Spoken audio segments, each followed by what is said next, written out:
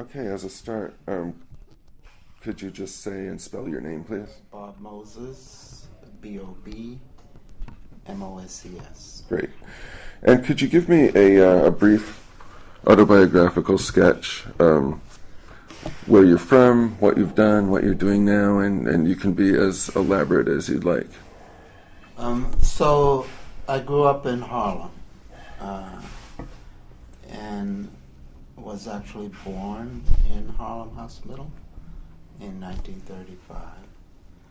And these were the Roosevelt years, and a couple of years after I was born, the first low-income housing project was established in Harlem, the Harlem River Houses, right across the Harlem River from Yankee Stadium. And my family, I was the second, so myself and my brother and mother and father moved in roughly, I think, around 1937. I was 2, and I grew up there and went to school in Harlem for elementary school, PS 90. And the Harlem River Houses was 1 block away from the Dunbar. And the Dunbar at that time was a site for the African American middle class elite. And so someone like Paul Robeson was actually living in the Dunbar. I used to see this giant of a man get into a limousine and wonder who he was, because I had to walk past there on my way to school. So we didn't have an A&P, which was what the big supermarkets were in those days. And we had to walk past the Yankee Stadium and up a long hill, roughly a mile, to get to a place where we could shop and feed the family on my father's income. He was working as what they called he was working as a janitor. They had a fancy title for it at the 369th Armory.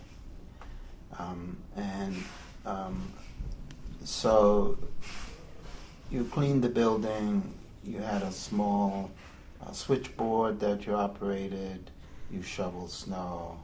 It was a huge facility, a long block of shoveling. And as a kid, he would take us down sometimes, depending on his shift, because there were 3 different kinds of shifts, right? So, like the 4 to 12 shift, sometimes we could go down and walk around with him. So it meant we went shopping twice a month, and made this long haul up to the store to get our groceries. After the war, I was caught up in something which I later came to understand more deeply, which was Conant's effort to establish meritocracy in American education. So, as you know, Conant set up the SAT to get public school students into Harvard, and then after the war set up ETS. So I graduated I was a January baby, so at that time you could still enter school in the second semester in the winter. Mm-hmm. And so I graduated in January, I think, of 47. And Conant and the other people who were looking at American talent set up what they call rapid advance in junior high school. So you did it in 2.5 years instead of 3. I think basically was what it was.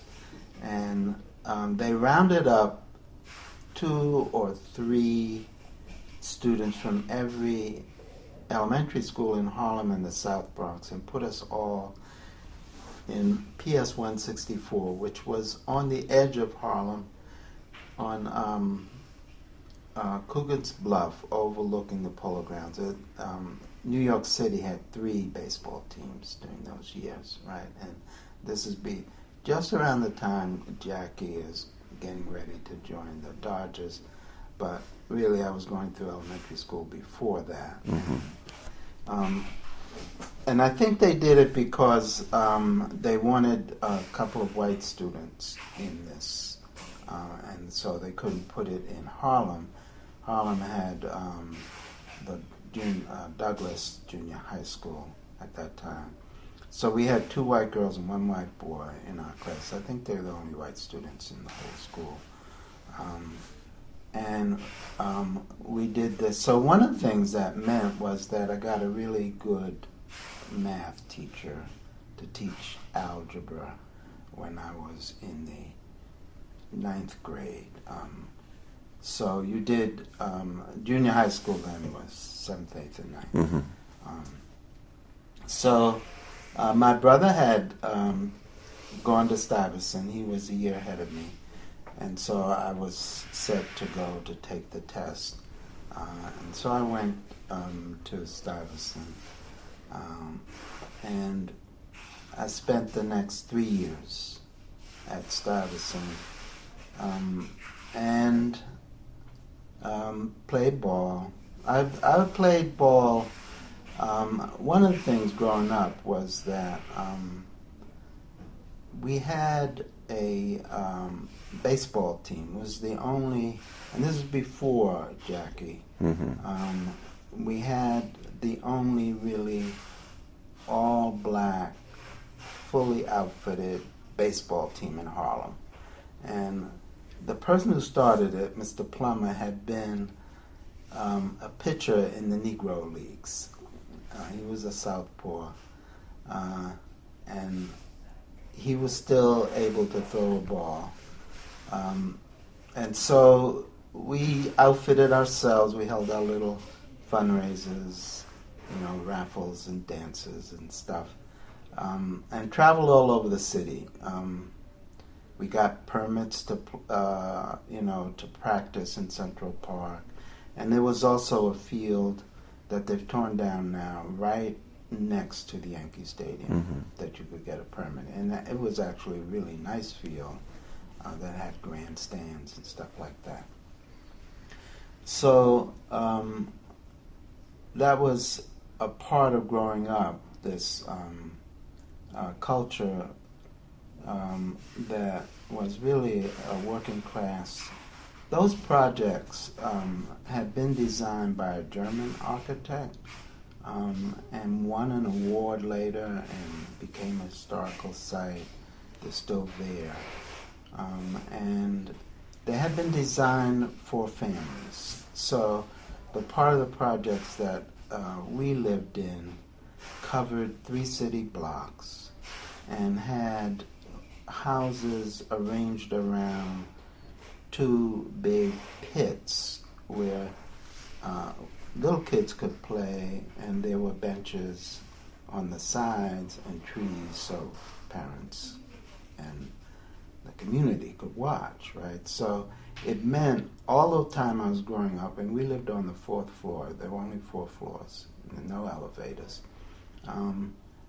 I could run out the front, out our apartment door, jump down the stairs, and go outside, and no one had to be there to watch me. Mm-hmm. In other mm-hmm. words, my mother never had to send somebody to watch us, right? Even when we were really little, right, 2 and 3 years old, right, we could go outside and play, right? So we grew up like that.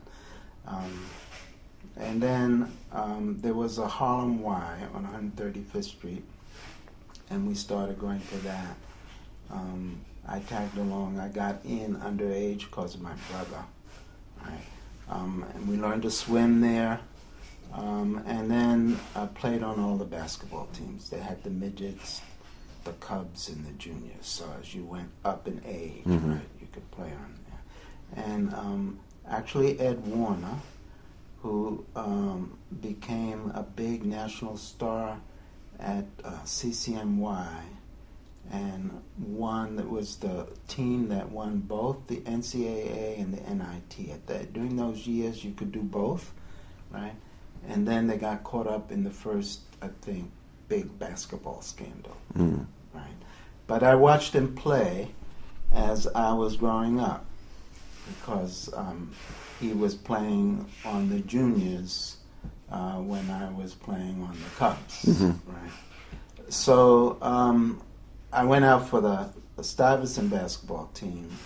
The year before my senior year, I think the coaches or somebody went on strike, and so there was no basketball that year.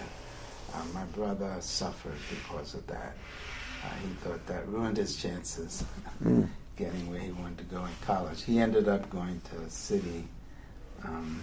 So I worked going through high school. In the first year, Stuyvesant was on a split shift then. Now they have a $50 million building they built, which is right next to the World Trade Center, right? But then we were on 15th Street and First Avenue, and the building was too small to house all the students in one shift. So as a 10th grade, I went the 1 to 5 shift, right? But I got selected to be in a special class, and so I came in for the last session of the morning shift, and we had a gravelly speaking biology teacher who put me to sleep as soon as I entered there. But he was really a nice guy, and he said, well, I'm just going to give you whatever you get on your final, right? So I had a job in the morning delivering laundry. I went, so Stuyvesant had student placement, right? So you go, you look, find a job. And so I would get up, and that's how I got my lunch money and my train fare and all of that, right? And so I was tired by the time I took my nap in his biology class. And I got through that. Then something happened. We shifted to, we had a really kindly older man who was head of the chemistry department as our homeroom teacher in the 10th grade. But then Mr. Blue was his name. And then we switched homeroom teachers, and Mr. Eifert came in. He was this big hulk of a man. And he didn't like my being in this class. I was the only black kid. There were about 5 black kids in all of Stuyvesant, at that time. But I was the only black kid in this special class. So he picked on me from the first day. We had a terrible time for 2 years. We ended up throwing stuff at each other in the classroom. And when we graduated, he tried to blackball me that I shouldn't go to college, right? So that was Mr. Eifert, but the person who really helped me was Mr. Schindelheim, who was our basketball coach and also a chemistry teacher. And I could never find strontium in I think it was organic chemistry or qualitative chemistry. I forgot what they called it my senior year. But he loved me for his basketball team, and we actually Stuyvesant basketball team won the Manhattan Championship that year. We beat Commerce, and we played the game at CCNY up in Upper Harlem there, which is right close to where we lived. And Mr. Schindelheim was worried about Jackie DeFerreras, right? And Jackie scored average 30 points a game. And I told him, don't worry, because I know his every move. So Jack and I played on the Harlem basketball team at the Harlem Y, right?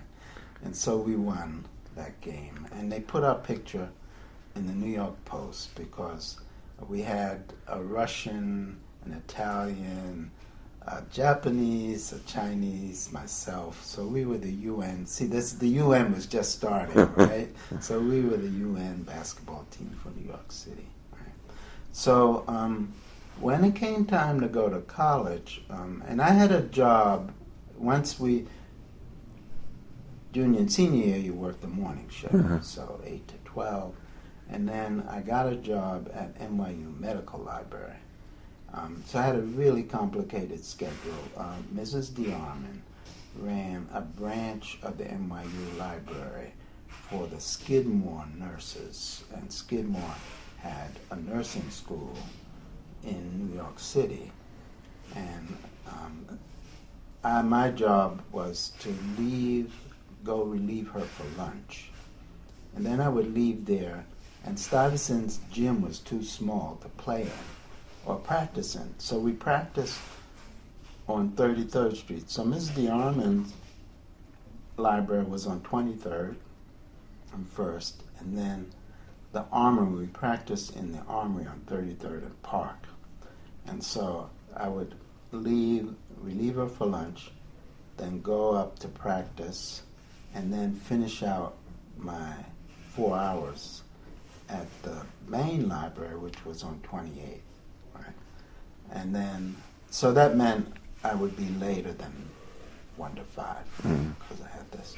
And then I would grab the train, and depending on Monday, Wednesday, and Friday, I would head to the Y to finish playing ball there. I was still playing ball there. And then otherwise go home. So I really had a really kind of early morning to late night 2 years of high school. Right? It kept me busy, no time for any foolishness. Right? So I wanted to go to college. They were trying to get us to go to a Southern black. It was interesting. I went through high school with Poussin. I don't know if you know Dr. Poussin, right? So he and I graduated together from Stuyvesant. And that's an interesting story because Poussin, Al's father, was a printer. And the only people who gave him consistent work were the communists in New York City.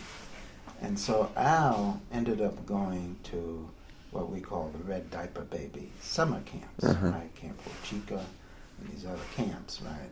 And my older brother, he really liked those camps and became junior counselors. I went once. I couldn't stand it because they just did sport. I mean, singing, no really organized sports or anything like that. But I loved to go in with them to the hootenannies that they would go to in Greenwich Village as a reunion during the winters. And that's where I learned about lynching and stuff, because Pete Seeger would come to all of those, and he'd be singing songs and telling about what was going on in Florida. And so in the middle of my freshman year, so they were trying to get us to go to HBCUs, but Al and I said no way. But I wanted to go to a college where I could play ball. Wanted to go to good. So there were a couple of colleges. I'm not sure how I got to know about them, but one was Bates in Maine, and the other was Hamilton. So I applied to those two, and Hamilton gave me a full ride. And I went up to the interview. The guy told me that they had fraternities and stuff, and I knew all about all of that, and that they didn't take black kids in fraternities, right? So Hamilton at that time had roughly 525 students, all male, and another black kid came in with me, Al Prettyman, in the freshman class, and there was a senior there, Irving Reed, and just the three of us, right? But in the middle of my freshman year, I turned 18, and the issue of the draft was before us. You had to take a test. We went someplace to take a test, and then you had to register for the draft. And so I wrote this letter. I was sitting in a little room on the campus where they sent us to do this, and I told the draft board that I didn't think I wanted to fight. Was the Korean War still? So this is 1953. The Korean War is over. Okay. Right. But the draft is on, and we're debating at Hamilton about China and who should be represent China in the United Nations, right? And the whole issue. And there was a young Vietnamese student, Lam Ngoc Bien, who was as isolated on Hamilton's campus as I was, and we became good friends. And he was from South Vietnam, had been a refugee or something, and then ended up in France. And this country was beginning to cultivate its relationships with the South Vietnamese, right? So he was one of two students that I, over the course of those 4 years, invited to come back and meet my family, right? So I wrote this letter, and the draft board said, well,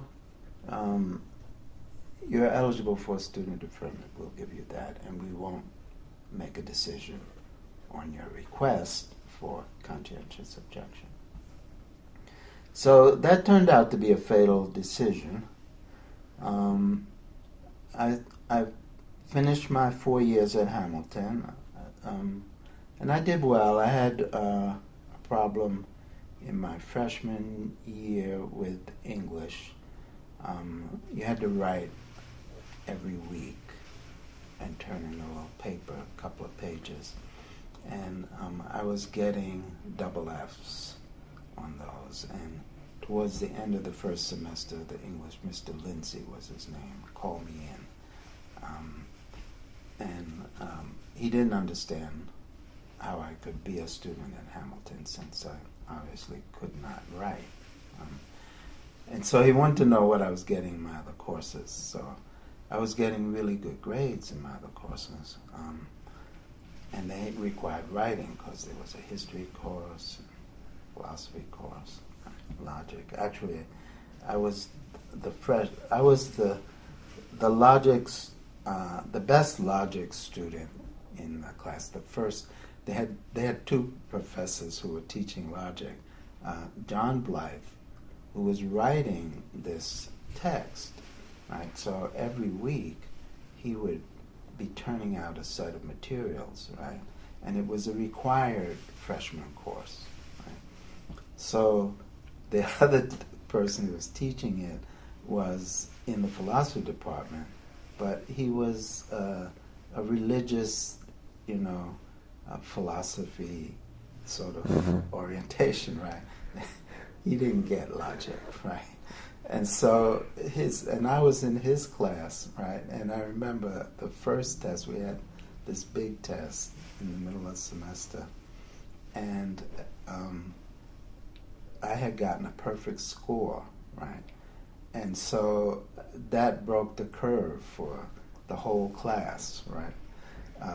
And Hamilton, you had this tradition where they either snapped their fingers or hissed their mouth, right, at anything they liked or didn't like, right? So I got the whole class hissing, right, when he announced the score, right?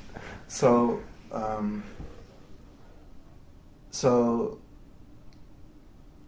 the Lindsay couldn't grab his mind around the fact that I was doing all of this other stuff but getting double Fs on his. So it went to the dean, Dean Tolles. And of course, if I flunked one class, I was out. I had a scholarship, you couldn't flunk. So the dean told him, this is my affirmative action, right? The dean told him, well, you give him whatever he gets on his final, right? It was back in my biology, right? the final, we had read Walden Pond, right? And so I really liked that book, right? And it hit my philosophical bent, right? And so, anyway, he ended up giving me a C, if not a C minus, I don't know, but it was a passing grade, right? So that was my only real academic hurdle. And I played ball 4 years and did well. Actually, I think because there was a young guy named Corky, he was a senior. He prayed, right? So every time he ate, he prayed, right? And so we were in the Independence, right? Because they rushed the first week of school. So all the freshmen were in this big hall eating, and after 1 week, 90% were out, right? And you were left with Italians from Utica, Jews from New York City, myself, and whatever wasp who, for whatever reason, didn't fit in, right? Just a few. Right? And Corky. And Corky was really, Corky was a person who would ride the Greyhound bus and sing at the top of his voice hymns, right? So Corky sat next to me. He was a senior. He hadn't taken his logic. And he sat next to me in the logic class. And then when it came time to nominate people for the honor court, right? So the Hamilton had an honor system, right? And you signed off on the exams. Teachers weren't in the room. Corky put my name up. So, of course, the fraternity system was in full play, and Paul Carter had been chosen as the nominee for the freshman year, and then in the sophomore year, two people could be nominated, right? And so Paul's name was up, and then there were a lot of other names. So I actually won that too, and I guess it was a real surprise to the court because I was an independent and so forth. So that really were the things that happened at Hamilton. Oh no, the other thing really was a family, Channing and Comfort Richardson, who were Quakers, and who befriended me. I would come and babysit for them. And I took his course once. He was a political scientist. And so Comfort Richardson, her brother had a big job with the American Friends Service Committee. And they arranged for me to go to the work camps in Europe in the summer of my junior year, after my junior year. And then right close to graduation, they came up to me and said, how would you like to go to Japan? And they were sending, the American Friends Service Committee was sending 3 people to Japan. And so after graduation, I got to go to Japan. Right? And I had applied for Rhodes Fellowship, and at the interview, the guy who was, I'm trying to pull up his name, editor for, I think it was Harper's Magazine, one of the sort of conservative, kind of literary magazines. That may come back. He took an interest in me and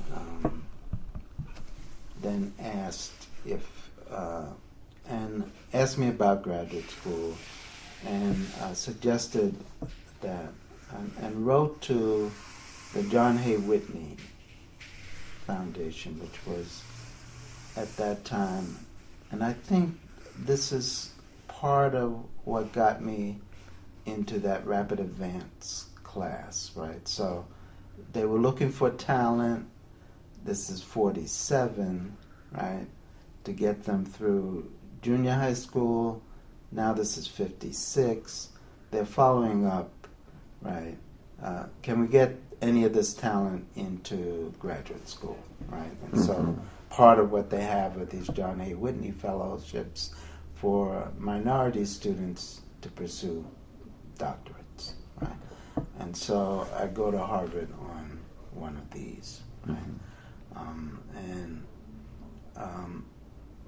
I finished my freshman year at Harvard, or graduate school first year, and because I had taken 4 years of French, so the French exam for your graduate, for your philosophy, was a piece of cake, so I just took that automatically, and I passed my 8 courses and did well enough on the prelims to satisfy the candidates, the master's degree candidate.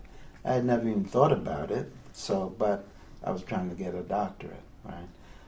So I got this master's degree by surprise, right? At the end of the year, said, "Oh, look, you have a master's degree." I also made friends, or was helped by a Quaker there. I think the Richardsons wrote to him, Roderick Firth, who was a member of the philosophy department and a member of, in Cambridge they had a Quaker home, it's still there in Longfellow Park, and they had students, they had 2 little rooms upstairs that cubby holes that students could live in, have kitchen privileges, and do the upkeep of the house and the grounds for free board, right? And so after my freshman year, I moved in there, and then in the middle of the second year, my mother passed. She was young. We had the funeral. I was getting ready to go back, and the phone rang, and the police said they had picked up my father outside the funeral home and taken him to Bellevue, and he had snapped. And so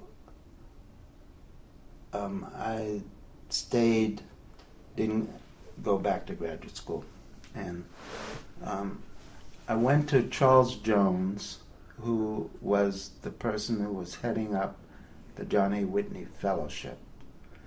And he said, there's a job opening at the Professional Children's School. There's a young singer there who is under 16, and they want to take him on the road. And in order to go on the road, he has to have a tutor, right? And so it's a good paying job. They were paying $125 a week, which is big money there. This young singer turns out to be Frankie Lyman, right? Who was of Why Do Fools Fall in Love and Goody Goody. And so I went down to be interviewed by his owner and manager. I've forgotten his name, but he was head of what was then called Roulette Records. And he was opening a nightclub on the Lower East Side in New York. And so we met at this nightclub, which was under construction. And I was very idealistic, and I told him, well, I won't stay on this job if Frankie won't really study for me, right? I don't want to just be, someone who takes his money. So he looked at me and nodded and everything. And so we agreed. And so we go on the tour of Alan Freed and the Big Beat, right? Chuck Berry is there. He doesn't ride the bus. He has his big purple Cadillac. And all of these stars, right, are riding around. And Frankie has me and his road manager, who had been the road manager for Billy Eckstein, right? So he knew all the ropes and everything, and escorted Frankie all around. As soon as we dipped below the Mason-Dixon line, the road manager hit the bottles and stayed in his cups until we got back out. And so, of course, Frankie wouldn't work, right? And so I played it out as long as I could, and then I told the road manager, I'm leaving. I gotta go. Frankie's not studying. I promised I wouldn't stay on this. And so I left. And of course that meant Frankie had to leave. Right? He had to break his contract and leave. So his lawyers were furious and everything. And then I got this big break because the tour hit Boston, and there was a riot in Boston. Right, this is 1958, and so all of a sudden it flipped. I went from being person non grata to the person who was guiding Frankie, right, because he wasn't on the tour, and his name didn't get hooked up with the riot. Right, so they hired me back. And I tried again for a couple of weeks. We took rides around Central Park with the horse buggies, right? Trying to. It was tragic because Frankie was really, he's this bright young kid who was reading at a fourth grade level and making all this money. And I don't know if he ever got. I mean, he was still living with his grandmother in this little apartment right around the corner from PS 164 where I went to. Yeah. And his manager said that, his owner, that they had figured out that Frankie couldn't touch his money until he was 25. Frankie was dead, less than 10 years later. So after that job, I went back to Charles Jones at the foundation, the Whitney Foundation. Said there was an opening at Horace Mann. He knew Dr. Gratwick, who was the headmaster there, and they had never had an African American teacher, and so I got this job teaching math at Horace Mann. And I started there in the fall of '58. Spent 3 years there. And while I was there, the sit-ins broke out. So this is February 1960. On the spring break, and the sit-ins really hit home for me, and I was still able to get my deferment because while I was at Harvard, Sputnik happened, and the draft boards widened the eligibility for deferments to math and science teachers, and the whole country is going through after Sputnik. Well, how do we rev up? Right. Math and science. Right, I remember those, the Time magazine. If Ivan can do it, we better make sure Johnny can do it. Right, exactly. Right, and so Dr. Fair was the head of Columbia Teachers College math program. And they had a relationship with Horace Mann, so I could take courses there and get access to all the material that was being produced. They had something called SMSG, which was School Mathematics Study Group. Professor Beale, I think, out of Yale, was heading that up. And then they had something out of the University of Illinois, Biberman was heading that up. And so I was, at that time, you were still doing stencils on regular typewriters and mimeograph machines. So I was having a great time moonlighting stuff, cutting stencils, and running them off up at Horace Mann. And then the sit-ins hit. And my father's older brother, he had two older brothers, but his next oldest, Uncle Bill, was teaching at Hampton. And he had been really essential in our growing up, and was really the brother who was very close to my father. And there had been an incident around 1940. The World's Fair came to New York City, I think in 1939 or 1940, somewhere around there. And Uncle Bill was an architect. He had gone through school at the University of Pennsylvania and had gotten a job at Hampton teaching architecture. He actually started the architectural department. And he decided to enter that competition for the Virginia Pavilion. They had a public competition. And he understood he couldn't win it as a black person, so he disguised his entry. And then it was announced that Mr. William Moses had won this. And so that set up a big uproar. They found out he was black. They rescinded the announcement, and everyone was furious. I mean, it was the first time in the local paper a Mr. had appeared next to a name of a person who was black. Right? And so he came up, I remember he came up to the projects and spent, he and my father, 3 days cooking and drinking and talking about this incident.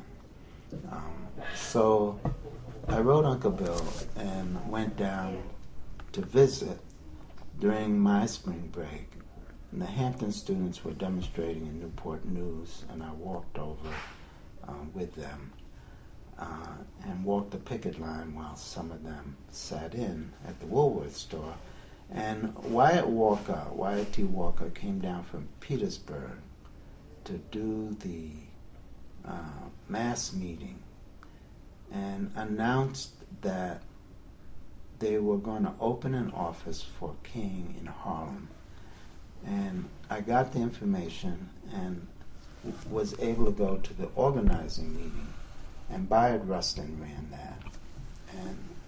And so then the rest of that spring, I would leave Horace Mann and go down and work. Jack Odell was in that office, and I had a chance to talk to him. Harry Belafonte and Sidney Poitier were headlining the fundraising event, and they were having it at the 369th Armory, where my father was still working. Well, had been working, right? Because at this time, this is 58. So I asked Bayard at the end of my semester if I could go down and volunteer for King. And I thought they were still in Montgomery. He said no. And he sent me to Ella Baker, who was then King's executive director. And that's where, so that summer I ended up in Atlanta. Met Jane Stembridge, who was the young white theological student from Union Theologies, who had come and volunteered to be the first executive secretary or organizing secretary for SNCC. And Ella gave her a desk this was the SCLC office, and ostensibly King's office, but he used an office in his father's church. And then he had a secretary there. and Ella had her own room, and Jane and the secretary were in the same room. And so that's how the movement stuff began. But we should take a break now and then just let me rest for a second. Sure. And then see where you want to go. Sure. Okay. So now, why don't we, instead of narrating your way through the movement years, why don't we jump forward to where we are now and kind of talk about how you see the relationship between where we are as a society, as a country in 2012, in relationship to those struggles that you participated in the late 50s and early 60s, and maybe do the movement part of this more as a retrospective and as a kind of the lens through which to think about what's happened in this country in recent years. Yeah, and so the thing about the movement years for me was that I had no real sense of history. I had, focused on philosophy.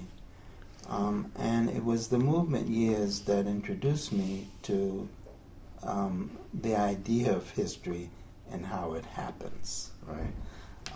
And I learned about that by watching the writings of the reporters about the events that I had participated in, right?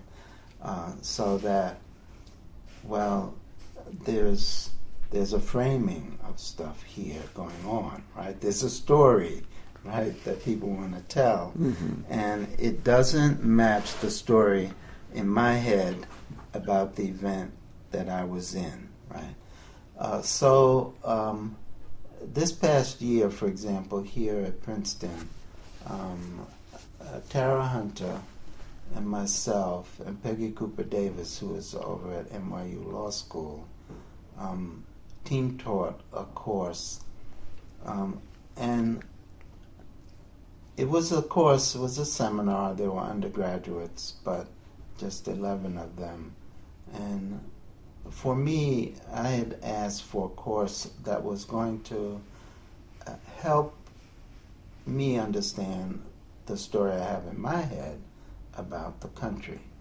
And we actually asked the students to try to think about, well, do they carry a story in their head about the country?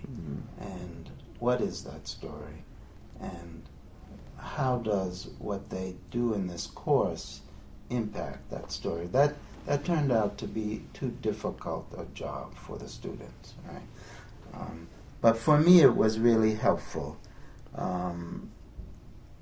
to actually look at the work that people have been doing around this story and help flesh out the story that I had. And the story that I have now, and I came upon it, or I came upon the need for it when I was teaching at Lanier High School doing the algebra project from 1996 to 2006. And I started out there following some 8th graders from Brinkley Middle School that we had in the algebra project from 1993 to 96, and who took algebra as 8th graders and were ready for geometry. And the principal of the school had actually grown up in Neshoba County, where the civil rights workers were murdered, right? Goodman, Schwerin, and Chaina as part of Freedom Summer, right? He walked me over, and the principal at the Lanier High School agreed to let me teach one course in geometry. And we signed up some of our Brinkley 8th graders to do this course. So I ended up staying there for 10 years. I got an alternative certificate to teach, right, and was teaching there for these 10 years. And then after the first year, they asked me to teach a full load. So that's 150 kids. I was teaching just geometry, 6 classes a day, right? And so at this point, I'm looking at the classes, and I need to understand what I'm looking at. But I need to understand it not in terms of an analysis about the kids, but an analysis about the country. Well, how did the country get to this point, and how did the work that we did relate to what I'm looking at now? Right? And one of the things that came back to me was in the spring of 1963, we're on the witness stand, and we're in Greenville in the federal district court. So Kennedy is still president, right? And the lineup is Jack Kennedy, then Bobby Kennedy is the Attorney General, Brooke Marshall is the Assistant Attorney General for Civil Rights, and John Doerr is the field general, right? And he's my lawyer. He's standing in front of me. The courthouse is packed with sharecroppers from Greenwood. The federal district judge is Judge Clayton, and he leans over. He wants to know, why are we taking illiterates down to register to vote? So sharecropper illiteracy was the subtext of the right to vote. And basically, our answer, not succinctly said, was around, well, what's fair and what's not fair. So the country can't, in essence, have its cake and eat it too. Deny the whole people access to literacy through politics, and then turn around and say, well, you can't do politics because you're illiterate, right? So that turned out to be a dance not only in the courtroom, but between the feds and the state. The feds, well, the Civil Rights Division shifted its strategy and went after the whole state of Mississippi and the whole state of Louisiana. And part of that zeroed in on education, right? So what had happened after Reconstruction right down to 1960s in terms of dollars and what was being spent on who, right? So this issue of education had this long history, right, in Mississippi. So I started reading, trying to figure out how did the country get to this point. I'm thinking about what I'm seeing in the classroom. So that started this long, really first incursion into trying to understand history and how it impacted what was happening. So I finally came to the idea, well, the country goes through shifts roughly, or has gone through shifts roughly every 3/4 of a century.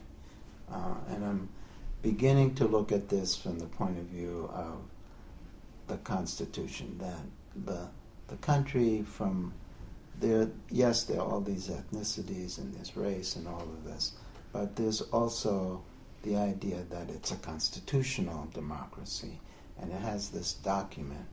And if you're saying what it is, it's not going to be anything if it isn't somehow a constitutional democracy. So from that point of view, it starts out with two, roughly, classes of constitutional people versus constitutional property. So the we the people of the preamble is primarily white property owners, male property owners, men, right, who own property. And part of the property they own it are this constitutional property which has the ability to run away, right? And so you go for about 75 years with this constitutional arrangement, and then the constitutional people fall out.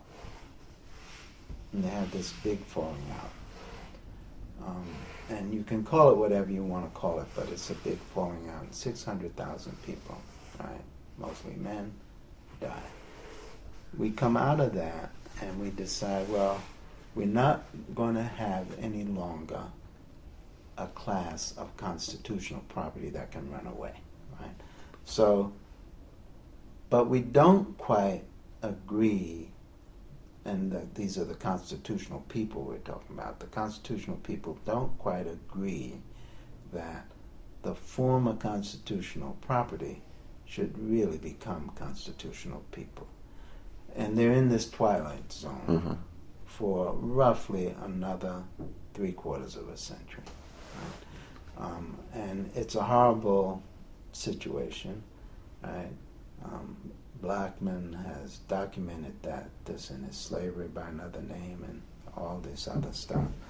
And so when we come in the 60s into Mississippi, we are really face to face with this, right, twilight zone. Amzie Moore, who was the one that Ella and Jane sent me to in Cleveland, Mississippi.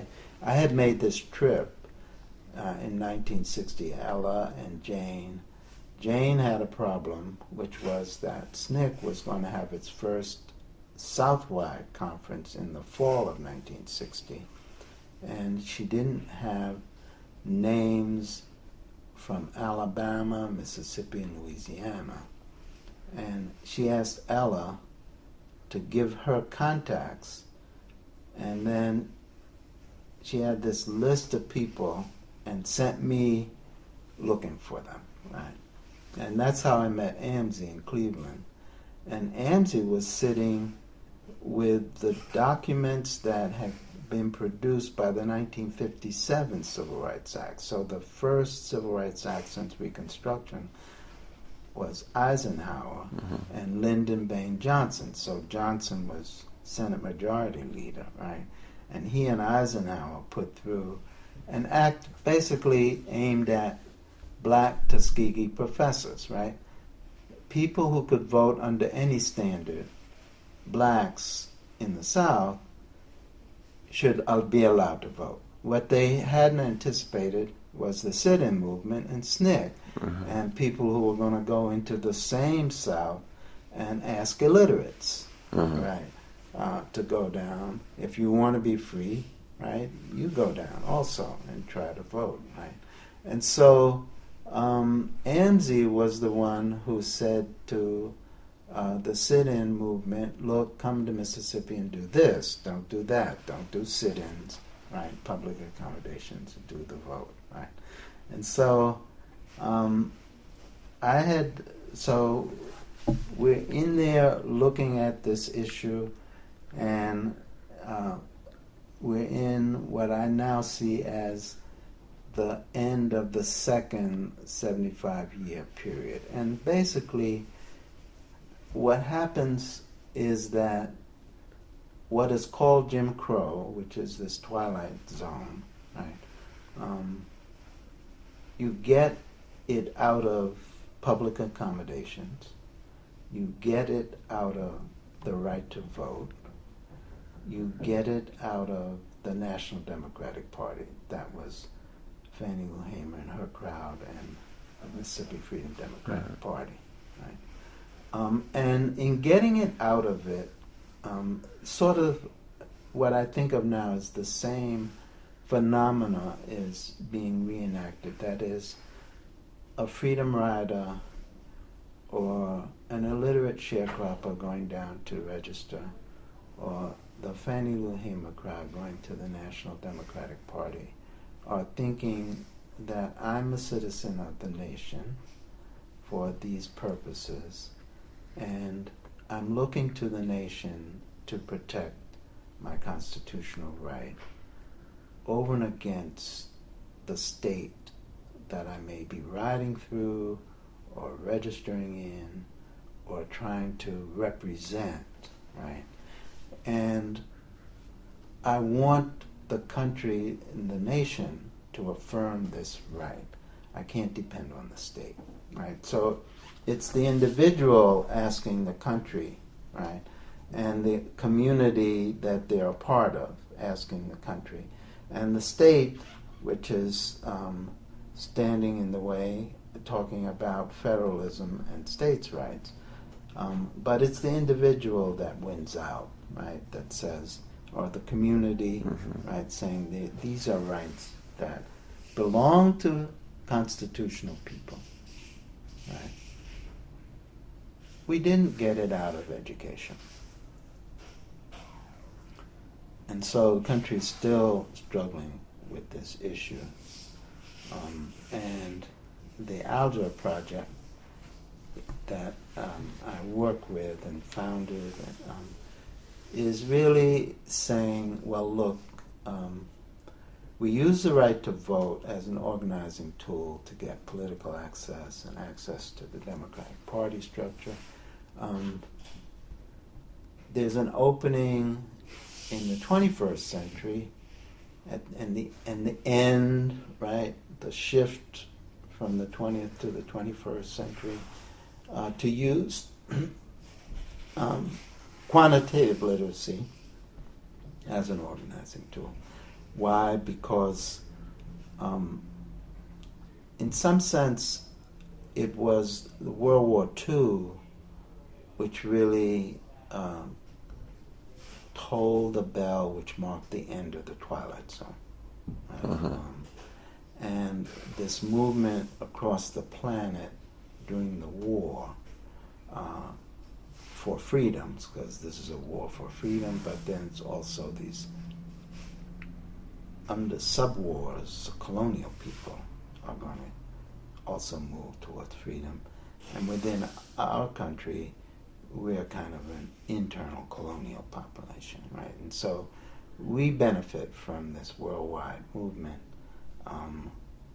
and get these other additional constitutional rights. So the planet-wide movement going on now is this shift from industrial to information age technology. And it is bringing a quantitative literacy on the table in the same sense that reading and writing were the literacies on the table. So the judge is asking, why are you bringing illiterates? He's talking about reading and writing illiteracy, right? And so now they're also talking about quantitative literacy, right? So because that is the case, you can actually use it, right? And in our country, it means algebra because of the way, if you were in France, it might mean geometry, but here, algebra and the way math is structured is around algebra, right? And so the Algebra Project then is trying to pick up this piece that was left undone and use algebra and quantitative literacy as an organizing tool. Except that now some things are the same. One thing that's the same is that what we saw in the 60s was that the meeting place was the tool that we needed to figure out how to use to help get sharecroppers energized. So every reporter had the same question for me, which was, well, Bob, your people are apathetic,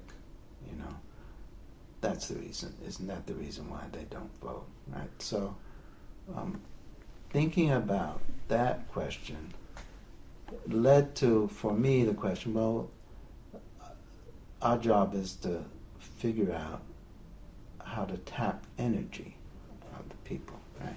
And so it turned out that the meeting place had to be reorganized from one in which there were leaders on a panel who spoke to people, who sat and listened and did, just couch potato, to a meeting structure where they came in. We were holding these monthly meetings. People would come from all over to Jackson. they came in, they had to sign up. Well, which problem do you want to work on? That group is meeting over here. And so they came to meet to discuss a particular local problem, local type of problem, and then go out, do something that they had figured out they wanted to try, and then come back, say what had happened. So that way of meeting then particularized and localized problems and got people talking to each other and got strategies, little strategies up and running. So math classrooms are meeting places. Primarily they disempower the participants. And so the Algebra Project has been struggling at the transition from arithmetic to algebra. Well, how do you fashion math classes that do the same kind of thing for the students as we were trying to do for the sharecroppers, right? So that they are now get what they understand about math or what they understand about learning onto the table, and then how do they work with that to develop and construct their math. So that part turns out to be something which is sort of essential in a lot of different disciplines and a lot of different efforts, right? How do you do that? But on the other hand, there was a shift. Voter registration had an element of courage. People had to decide if they were going to risk jobs, physical violence, terror, lives. Math so moved to a different kind of element, which is the risk of failure around the idea of learning and opening your mind, right? Making what you're thinking public, right? And figuring out how to do that, how to get the students to do that, how to use that to advance a knowledge domain, right? So that turns out to have a much longer trajectory in terms of, well, there's this whole domain of knowledge that has to be mastered. And we're talking literacy now, not talking research math, just talking literacy math. Right? What's the literacy level that's needed in math for 21st century students? Right? So in some sense, I see I think we're about, well, we're 50 years out from the movement, roughly, give or take a couple of years either way. And so we're 2/3 of the way to the into our next chunk of 3/4 of a century, right? Yeah. And so I think of it, well, as the work of the generation of kids who are between 10 and 40, right? Whether they take on this job of figuring out, this is just looking at just the issue of education and the idea of constitutional people. It's in some sense, one way you can think about the country is that, well, over these chunks of time, it has consistently expanded the reach of who the membership is of the we the people. Right.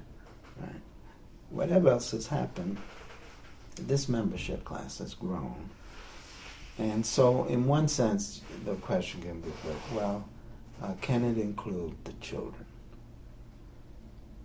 In other words, for purposes of their education, can the children in the country be considered as part of this, the membership of the we the people, and actually enter into a constitutional arrangement which protects and encourages and supports their right to this educational opportunity. So I see the work of the Alder Project as continuing that line of work, right? Are you finding a lot of support for this way of thinking about what you're trying to accomplish through?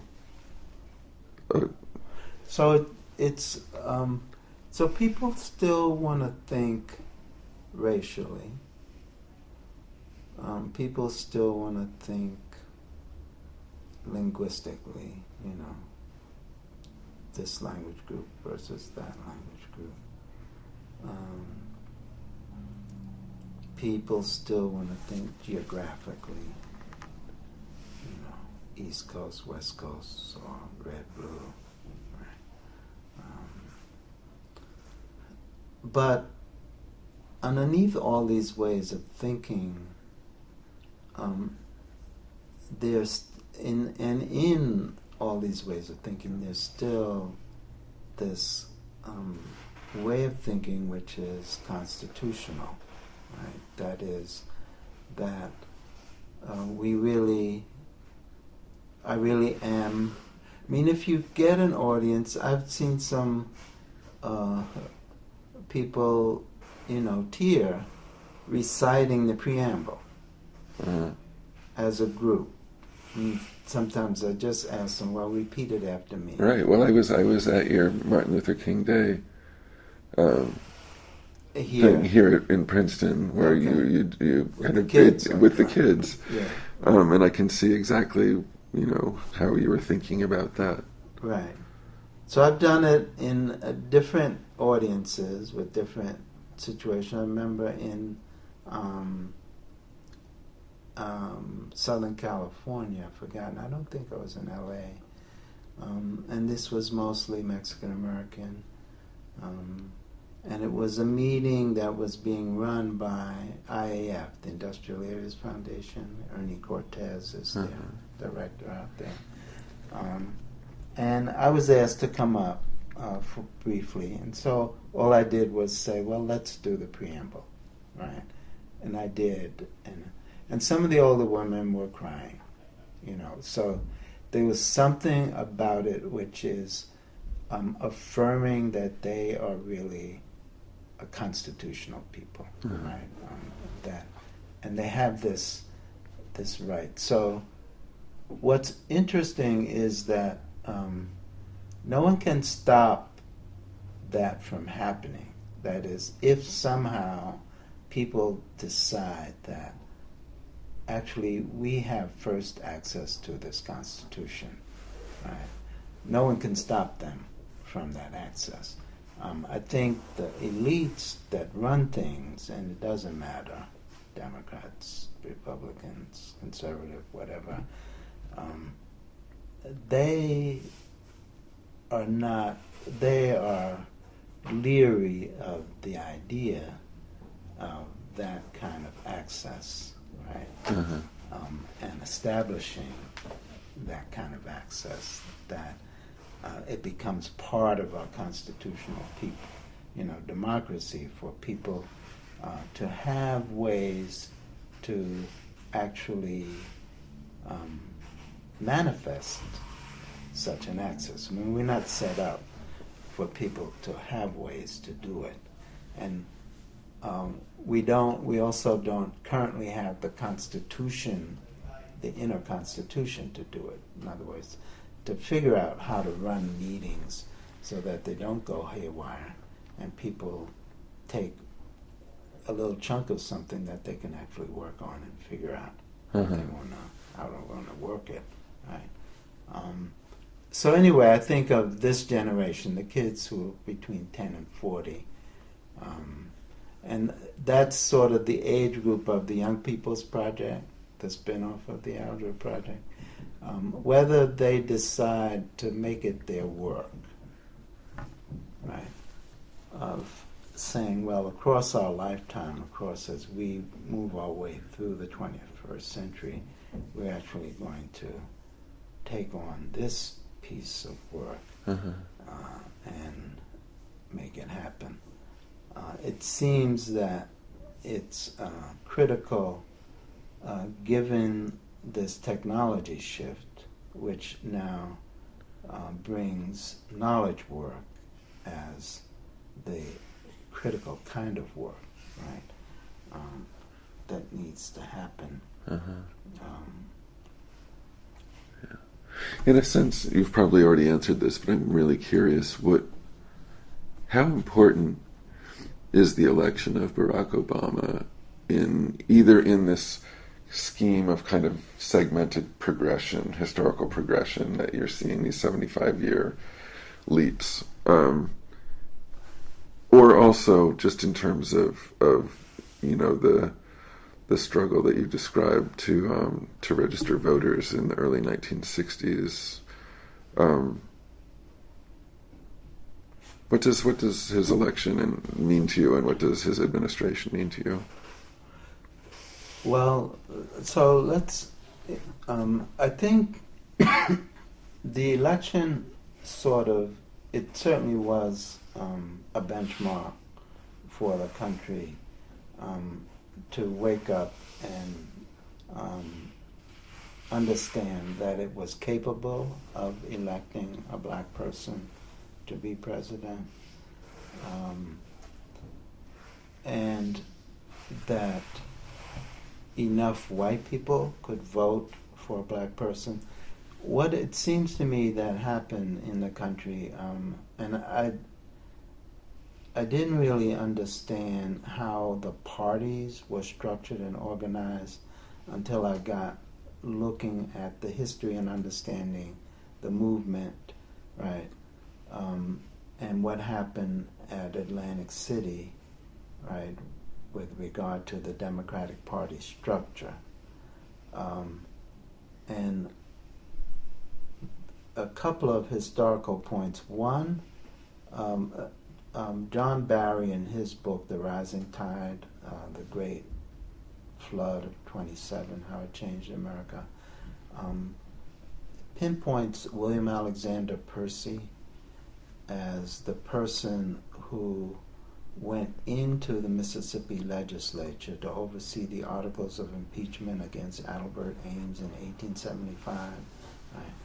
And Nicholas Lemon, in his book, The Promised Land, or not The Promised Land, the last book about redemption, right? So he wrote a book about Mississippi and redemption, right, called The Last Battle of the Civil War, right? And so he's chronicling how the terrorists who were wearing the hat of the Democratic Party overthrew with terror and violence the Mississippi legislature, and that the only article that was a policy article in the impeachment was the article which said that the money set aside for the education of the freed slaves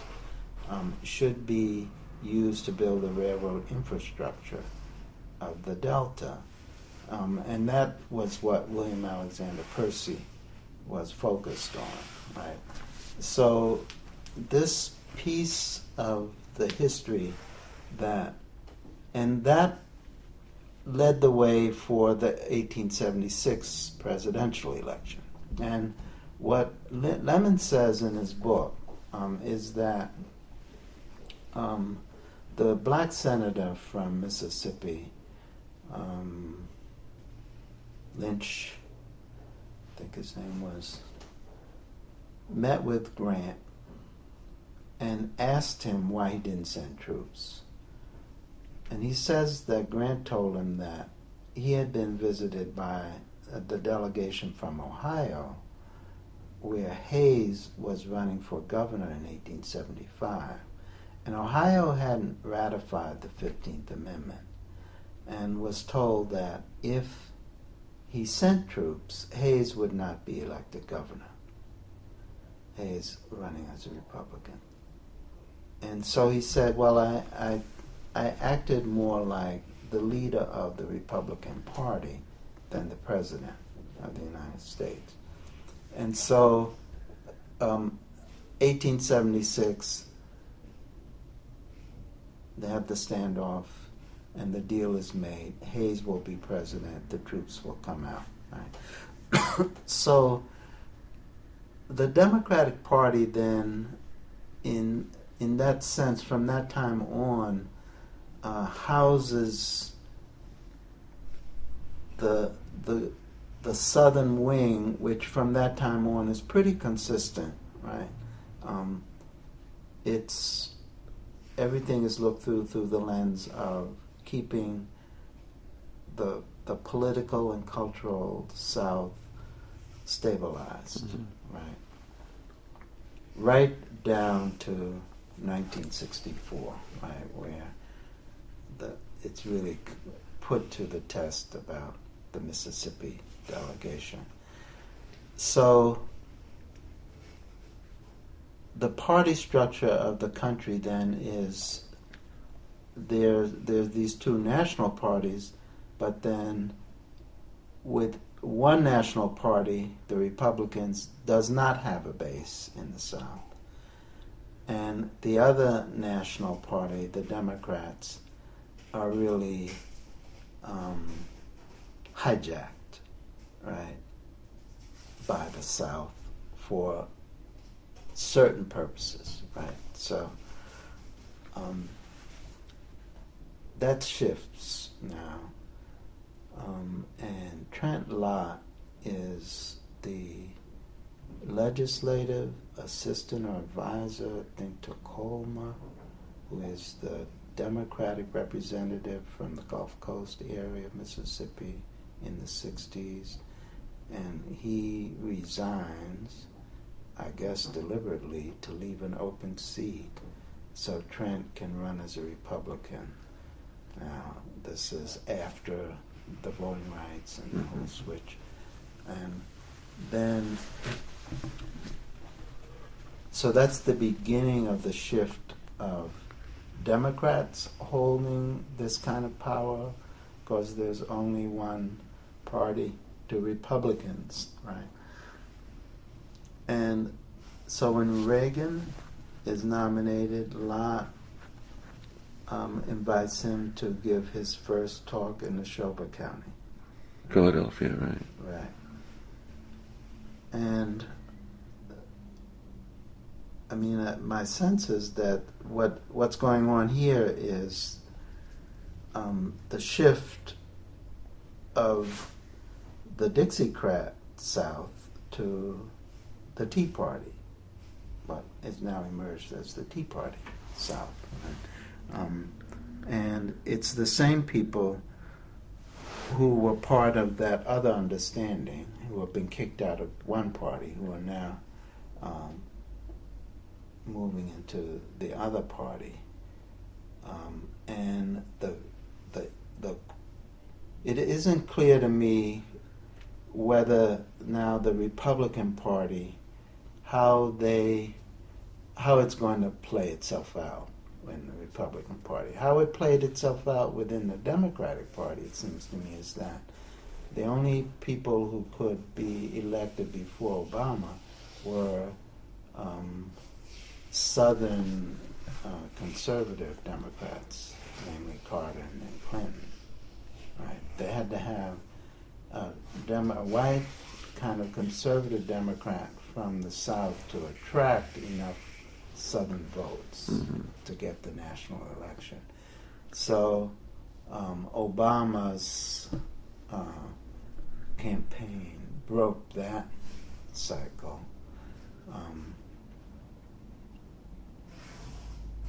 but consolidated the elite structure. I mean, basically, it seems to me that we now have. And the Tea Party, I mean, what it seems to me with Romney is that the elites are in place on both sides, right? Whatever the Tea Party, I don't know what the Tea Party is going to do in the House, but yeah. Did the Occupy Wall Street movement give you any hope ever? I think what it did was change the media conversation, right? So the media conversation switched from Washington and the White House to Wall Street and the financial, right? In other words, who's to blame for this, right? I mean, because they were saying, well, it's these people who are really to blame. Now, there's blame in Washington, but there's more blame here, right? But it didn't.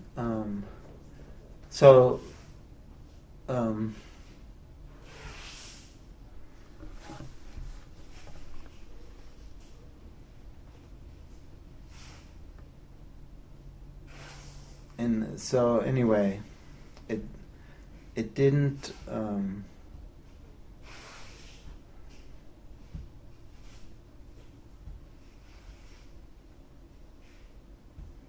It didn't penetrate the campaign of the Democrats or shift Obama, right? I mean, it provided him with some, I guess, space, right? Shifted attention away to another group of people, but I don't see that it shifted how he's governing. Yeah, or how he's planning to try to get back in. Yeah. You know. Yeah. I mean, it seems that, and I mean, I have to confess that I've tuned out completely. I don't read about the election or the strategies or anything. You've been incredibly generous. If I can just ask you one more question. I was intrigued earlier. You were saying that you, during the movement years, you would talk, the way events were written up struck you as so different from what you were experiencing or what you thought was happening. I'd like to, if you don't mind, just hearing, saying a little bit more about that. But also, I'm wondering, now that you've done all of this really deep historical thinking about the huge arc of historical time, if you understand your own actions back in the 60s differently than you did at the time. So I understand them better as part of a historical flow. So we had a professor friend who did her PhD in American Studies at Yale, Heather Williams. Oh, Heather. She was my student. She was your student. Okay. So she wrote this book, Self-Taught, and introduced us to Elijah, right? Mm-hmm. And so I just got that.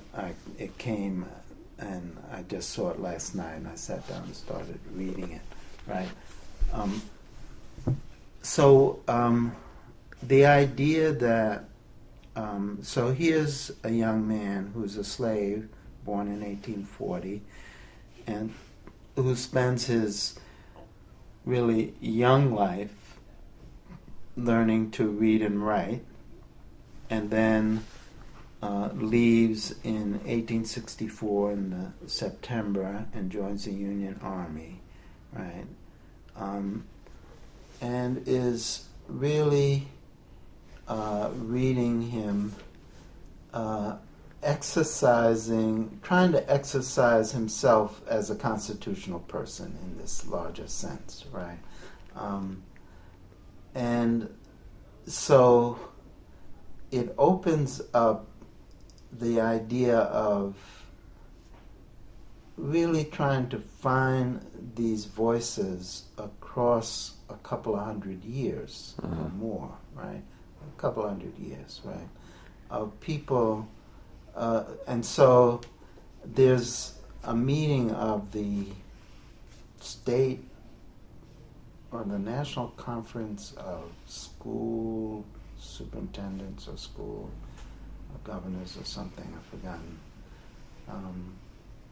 And they asked us the Outdoor Project, myself, to submit to deal with the issue of the education of black men. And so I wrote about a 3-pager as a kind of giving a historical overview and included a discussion of Mars, actually contrasting him with the Perseus, right? I've been trying to dig up stuff. And my son, who is one of the co-directors of the Young People's Project, is writing something about their participation in this. And I haven't seen it, but he told me he was going to talk about 2 young people in Mississippi, Kiki and Albert, who are part of the Young People's Project, who you can identify with Elijah. In other words, so they're young people coming out of Mississippi and growing up and living in this really bifurcated world, both in terms of their neighborhood and their school. And so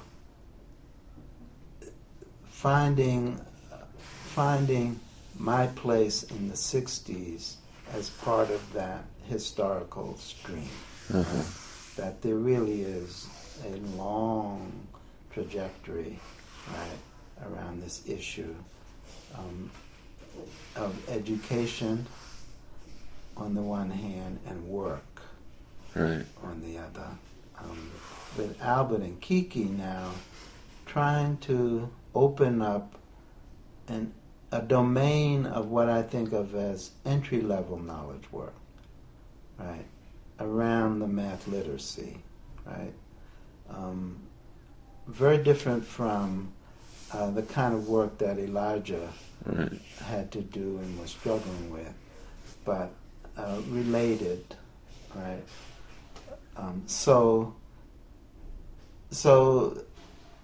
this historical kind of framing helps for a different and deeper and sort of flow of this kind of work and understanding of what we were doing as part of this kind of flow work. And so for hopefully a story that the young people can carry in their own heads that can make sense, right, of why they need to do this kind of work and what the work is, right, and how it ties to a larger sense of the country, right, and its evolution and hopefully its continued expansion of this, the membership class of We the People, and continuing tweaking of the question of, well, what's the substantive content of being a member of this class, right? And so it's that story which relates to the issue of, well, you're in an event and who's telling the story about this event, right? Which was what was going on in the Civil Rights Movement. Since we weren't the people who were telling our stories, we were participating in. How would your telling have been different at the time? At the time, so I was in no position to tell the story at the time about the events I was part of. I mean, psychologically, and given my own habits in terms of taking notes, writing regularly, right? I was in no position to do it. We didn't quite, we didn't have, I mean, someone like Tom Hayden, so he comes in, he spends a few days, he writes a report, it becomes a pamphlet, it gets wide circulation, right? So he's coming out of a certain tradition, college, newspaper, college, and so forth. So we didn't have equivalents of that kind of person in our midst, right? To do that, to begin chronicling and actually telling our own story. Jim could have, but then he was wrapped up in running the organization day to day, right? So he did finally come out with a book, right? And he was pushing people, right? But telling people to do something and scaffolding it for them so that they can actually do it are two different things, right? So we didn't have the scaffolding. Well, thank you so much. We've covered an awful lot of territory. Is there anything that you want to add? Okay. Well, thank you very much.